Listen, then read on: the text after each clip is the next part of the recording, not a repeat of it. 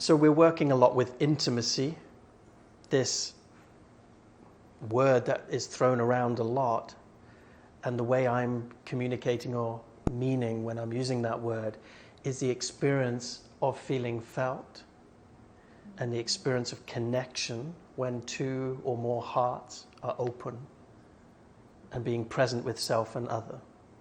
So it's this exchange of love and attunement. They're very different. We can love somebody and not be attuned to them. Right? Attunement can only happen when you are relaxed in your nervous system and your body is feeling safe. And your nervous system, through that regulation, can sense the world and feel self at the same time. So if you're in a vigilant, hyperactive state, you may be feeling others, but you won't feel yourself. Sometimes we can so be with ourselves and we can't feel others, and we're a bit of a bull in a china shop. When we're not connected to self, we cannot be attuned. And attuned is the experience of being sensitized to feeling others so that you can literally sync up and be in connection. So connection is the result of attunement. They don't happen independently. Is this making sense? So self-connection is attunement to your own needs, attunement to what's alive with you. And the reason why most people are not self-connected, remember, I don't say self-love, because self-love is the result of feeling self. Right? Because when you feel yourself, you'll just feel the nature of your being as love. You don't need to love yourself, you just need to drop in and feel yourself. Is it making sense? So that requires slowing down, because the speed in which we move in life keeps self-connection a distant reality. That's why I said at the beginning that a lot of what we're going to be doing is not doing. It's the transmission of slowing down and feeling self, practicing feeling others. And that in itself is the toolbox. There may be great communication practices, there may be wonderful tips, insights, and yet if you were to walk away with anything, it would be to practice this subtle art of attunement. Because when you can attune to your partner, you can attune to yourself, attune to your purpose, attune to the person walking across the street who may be in need but they're not expressing it. These are the ways in which we can navigate life with more connection, more love. I hear over and over again the longing for people to connect to more joy, right? They want to be basically more joyful in their life. The often kind of myth around joy is that joy is a feeling to get to. And that if you're feeling sad, jealous, maybe angry or frustrated or anxious or bored, it must mean we're not in joy. And that joy becomes a destination, and we go, I'm not in my joy, and I need to move from where I am to this better place called joy. Are people following so far? And I'd like to redefine this, that joy is the experience of being with whatever you're with in an open, relaxed way. So therefore, if you're anxious, as you allow yourself to feel the anxiousness and you yourself become relaxed in connection with the anxiousness, you are in fact able to experience joy in the anxiousness, and the anxiousness melts away. So it's not that joy becomes the destination, it becomes revealed in whatever you're experiencing as you're present with it. which requires you to be connected to yourself. So attunement and joy are synonymous, because when you attune, you experience the exquisiteness of everything. And therefore you can find joy in sadness. You can find joy in your grief, in your anger, in your rage, in your indifference, in your connection and your disconnection, even in your numbness. There is something exquisite in your numbness that when you allow yourself to be present to, there's aliveness in the numbness. So there is this constant pursuit to feel better, to get high, to change our state, to feel more. But what if all of that was available through dropping into the now and feeling more of what is here, not the attempt to find something that we feel is lacking? If intimacy and attunement and experiencing the exquisite joy that is available here and now is like kind of what's on the buffet for this weekend for you to experience and claim and take away with you and practice, it's important to understand how we got to a place where that is not always accessible. Most of us don't feel safe and are disconnected from the fact that we don't feel safe. Thus, you will conclude you feel safe when you're not feeling safe. In other words, safety and the lack of safety is not something that you can regularly experience. It's actually something that is quite hard to feel, the lack of safety, unless it's really evident. Like if somebody comes in and starts to threaten all of us with our lives and we start to feel terror, and yes, of course, that's a palpable sense of unsafety. But I'm talking about the unsafety that's lived in your nervous system so long that it's become a background static that is imperceptible because it's become your normal. So when someone says, "How are you?" it's like, "Yeah, fine." And notice how quickly I said that. It's like, I won't allow that to really be answered. So safety on the level of the nervous system is actually quite hard to reach in our modern culture due to the absence of tribe, the speed at which things move, technology, a whole different attitude to relationships that are often traumatic or re-traumatizing rather than nourishing and nurturing. And this becomes a conundrum. It's like, how to feel safe if I can't feel my unsafety?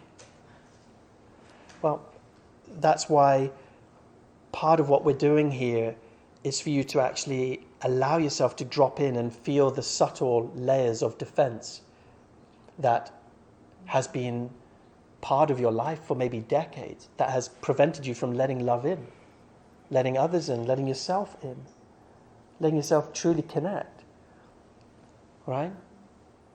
And the good news is that you can feel all of this without attaching labels and story to it.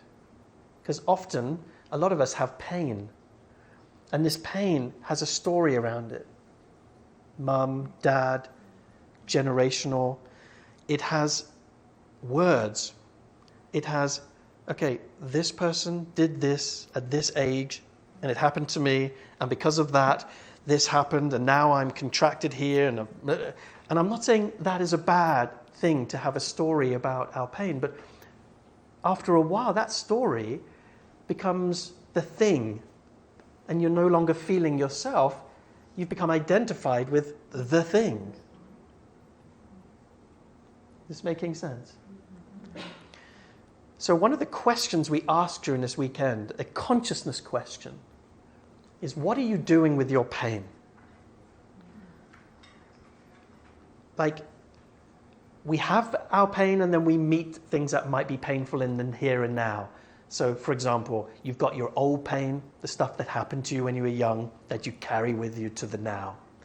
And then there are things that happen right now. A loved one dies, gets sick, or potentially there's a heartbreak as your relationship breaks down. But usually they're connected. Your response to it, they're connected. And we end up responding and behaving in certain ways in relationship to our pain. Like, for example, how many of you, when you're in pain, sometimes want to hide it? Right? That's natural and normal, but that's something you do with your pain. Is that what I do with my pain? Is I hide. Some people might do the opposite. When they're in pain, they seek attention. They seek their needs to be met in a really maybe young way. Is this making sense? So when we look at, okay, the journey of becoming more intimate is about opening the heart. The issue around opening the heart is that when you open the heart, you open your box of pain. Because the reason you closed your heart was to protect your box of pain from coming out. So there is a consequence to this opening fully, is that you get to feel all of it.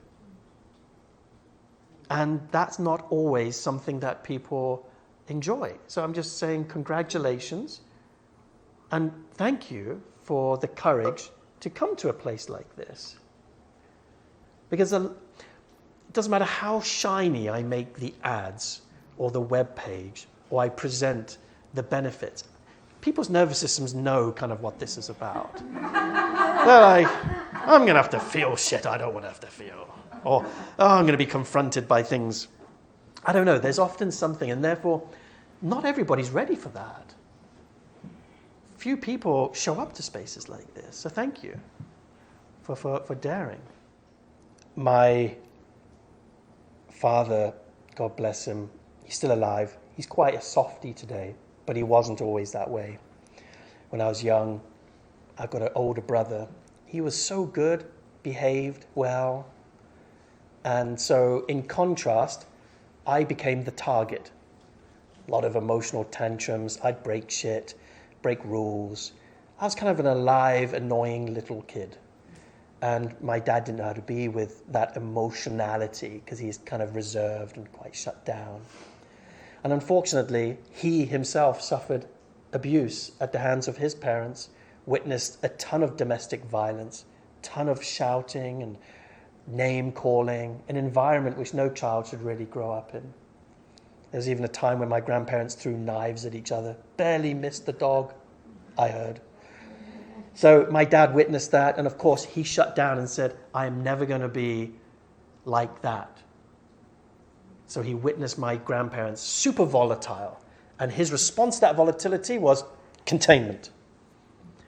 So as I came onto the scene, I become this volatile reminder.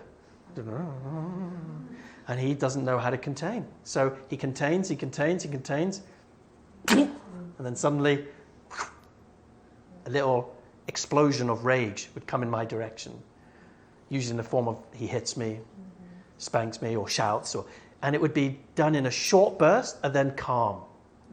And so I had to learn very quickly how to read him, because he became stealthy with his rage. It looked like nothing was going on at the surface, but I had to learn what's going on under the surface. Right? Because at any moment, it could spike and I could be in danger. So the reason I'm sharing this is that we're learning all the time through the moment we're born, as we're growing up. We're practicing how to stay safe. And therefore there's the part of me that becomes hyper-vigilant, to become aware of where is Dad. I became so good I became aware of his energy even when he was at the top of the garden. And as he turned to come back towards the lounge where I was, I could feel that shift in my body, like, okay, Dad's coming, turn off the TV, be good, look as if I'm doing something productive. Because God forbid if he sees me watching TV in the middle of the day when it's nice weather outside, he's going to get angry, he's going to and I'm going to get attacked. So I quickly learned how to shapeshift and attune so that I could be the appropriate son so that I didn't have to get the punishment. Now, you all here this weekend are primary benefactors of that trauma, because those skills are exactly what I use in order to facilitate circle. Attunement of where you are at, shape-shifting in order to meet you. So I've learned how to take that trauma, turn that pain into purpose, that wounding into art. And that's what we can end up doing with our pain, but we need to understand our history in order to transform it. But this is an example of why, for example, this practice is so close to my heart, because I need to slow down. Because my natural state is to shapeshift, feel others before feeling myself, and be in a hyper-vigilant mode rather than relaxed, connected to my body, and just being here with me. Every time I sit in this chair, facilitating, every time I'm looking into the eyes of my beloved, or speaking to friends or family, I'm constantly being invited into the practice of becoming aware of the default state that my nervous system will take. And I think this is something that is really important to name. And this might be confrontive to some of you who hold a different belief. And I'm not insisting that what I'm about to say is true. I just invite you to take it in and take in the medicine of this. If I were to be blunt, it would be this. There is a part of your wounding that never changes. And it won't heal. No matter how much therapy, how much EFT, TEP, FTP, or whatever the other three-letter technique you do to yourself, there is a part of what happened that created a default set point in your nervous system that becomes your tone. It's this base tone that, with awareness and consciousness and embodiment and practice, you get to expand and become more available to life. But if you lose that presence and that practice, it will go back into contraction. Like the idea that you can do something and it stays permanently gone is a myth in the personal development world that people love to get hooked in on, because the people selling you the fix make money out of that dependent, I've got the solution. And then somebody who is victim to that will go, oh, thank God, I haven't tried this. This will be the thing. So healing does exist, but not as a result. Do you understand what I mean? Not as the outcome of, okay, I'm now healed, period, done, and now there's nothing else to happen. No, healing is just the practice and the integration of coming into wholeness and loving the way you are and the way you're not. And realizing that sometimes the way you're built is the way you're built. And you're wired that way, and that's okay. Fall in love with that's who you are. And yes, sometimes our traumas have scarred us, and those scars have become part of who we are. Embrace it. Be proud. Learn to transform it into your gifts. But be careful to conclude that you're going to search the rest of your life to get rid of that. Because whatever you try to get rid of gets rid of you. It will consume you. It will destroy you. Now, if you have fully taken in what I just said, it should relax you and go, oh, thank fuck. The search is over. I can just be me. Warts and all, the good, the bad, and the ugly. It does not apologize away bad behavior, toxic behavior. No, I'm talking about the part of you that's constantly in shame that the way you are isn't okay, is not enough. That you're constantly searching for perfection or a certain type of state where that pain, that story, that part of you no longer hijacks you, is no longer a part of you, and it's gone for good. That's what I'm saying. Relax. It's okay. It's good. It's there. And it doesn't mean you can't have an exquisite life of joy. Because like I said, joy is not the state of you having the absence of your trauma.